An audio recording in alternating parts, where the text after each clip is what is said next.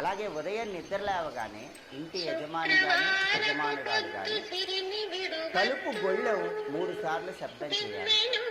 లేదా తలుపుకున్నటువంటి గడి ఏదైతే ఉంటుందో ఆ గడిని 3 సార్లు శబ్దం చేయాలి. అప్పుడు లక్ష్మీనారాయణ అనుగ్రహం కలిగి ఆర్థికపరమైన సమస్యల నుంచి సులభంగా బయటపడవచ్చు. అలాగే రోజు స్నానం చేసే సమయంలో 2 పాల చుక్కలు నీళ్ళల్లో వేసుకుని స్నానం చేయాలి. అలా స్నానం చేస్తే లక్ష్మీ కటాక్షం సులభంగా కలుగుతుంది.